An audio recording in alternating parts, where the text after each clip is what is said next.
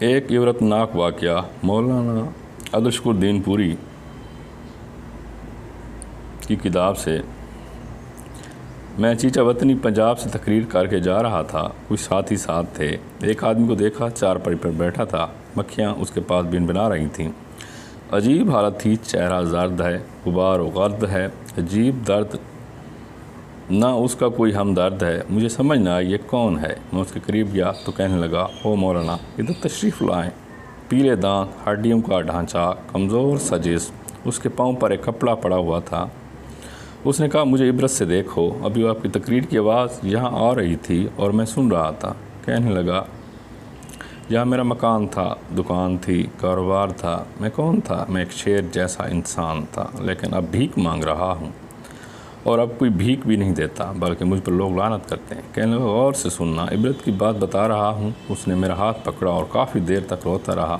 کہنے لگا، میں وہ بد نصیب ہوں جس نے اپنی ماں کے چہرے پر جوتے مارے۔ استغفر اللہ۔ کہنے لگا، ایک رات اپنے بد کردار گنڈے دوستوں کے ساتھ سینما دیکھنے گیا۔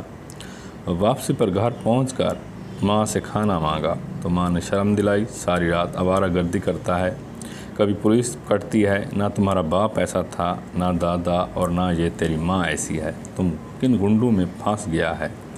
اس نے اپنی ممتا کا غصہ اتارا مجھ پر، بس مجھے غصہ آیا اور جوتا لے کر ماں کو مارنے لگا۔ اس میں 2 جوتے اس کے منہ پر لگے۔ ماں کے منہ سے اتنی آواز آئی، اے عرش والے، اس لیے بچہ دیا تھا کہ آج جوتے کھا رہی ہوں؟ اے میرے رب، مجھے اپنے پاس بلا لے، اب مزید جوتے نہیں کھا سکتی۔ اے رب، جس نے ماں کے منہ پر جوتے مارے، اس کتے کو دنیا اور آخرت میں برباد کر دے۔ کہنے لگا، اس وقت ماں کی ان باتوں کو سن کر سو گیا۔ رات پاؤں میں ایک درد اٹھا، پاؤں لرزنے لگا۔ صبح تک پاؤں سوج کر بہت موٹا ہو گیا۔ ڈاکٹروں کو دکھایا، لاہور گیا، ملتان نشتر ہسپتال گیا، آخر پاؤں کاٹنا پڑا، اور پھر مسلسل پاؤں کٹتے گئے۔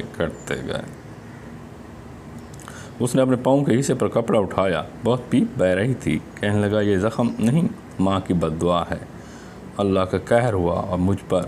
ماں تو رو رو کر 1 ہفتے میں چل بسی، جائیداد گئی، مال گیا، بیوی گئی، بیٹے گئے۔ 4 سال سے یہاں پڑا ہوں، پیپ مسلسل بہہ رہی ہے، ایسا لگتا ہے کہ ہر وقت کتے کاٹ رہے ہیں، نیند نہیں آتی۔ گزرنے والے کہتے ہیں، یہ وہ لعنتی ہے جس نے اپنی ماں کو جوتوں سے مارا ہے۔